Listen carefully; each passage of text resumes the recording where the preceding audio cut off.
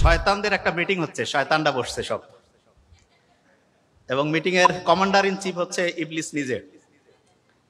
সে সবাইকে বলতেছে যে মানুষকে যেভাবে আল্লাহ বানাইছে, এদেরকে যদি আমরা জাহান্নামের রাস্তায় নিতে চাই তাহলে সবাই বুদ্ধি হাজির করো, একটা করে মিনিমাম বুদ্ধি দিতে হবে।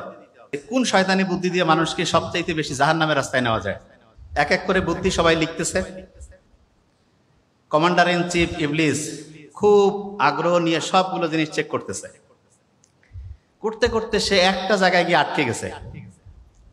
একজন বলতেছে যে ঘড়ি নষ্ট করে দিতে হবে, ঘড়ি। কমান্ডার ইন চিফ ইবলিস সে বলতেছে এত জিনিস থাকতে তুমি মানুষের ঘড়ি নষ্ট করতে চাও, কারণটা কি? ও বলছে যে মানুষ জান্নাতের পথে যাওয়ার জন্য আল্লাহ তাকে এমন একটা সাপোর্টেড সিস্টেম দিয়েছে, তার মাথার যে হাইপোথ্যালামাস সেখানে একটা ঘড়ি সেট করছে।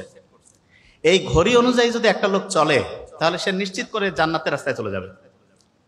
আর এই ঘড়িটা যদি আমরা নষ্ট করতে পারি তাহলে ওই লোকটাকে জাহান্নামের রাস্তায় নিয়ে যাওয়া খুব সহজ হবে। এই যুক্তি শোনার পরে ইবলিস খুব খুশি যে তাহলে জাহান্নামে যাওয়ার সবচেয়ে সেরা বুদ্ধি হচ্ছে ঘড়ি নষ্ট করতে হবে। যে হ্যাঁ, প্রয়োজনীয় মাসালা জানতে চ্যানেলটাকে সাবস্ক্রাইব করুন এবং আপনার মূল্যবান মতামত কমেন্টে জানিয়ে যান।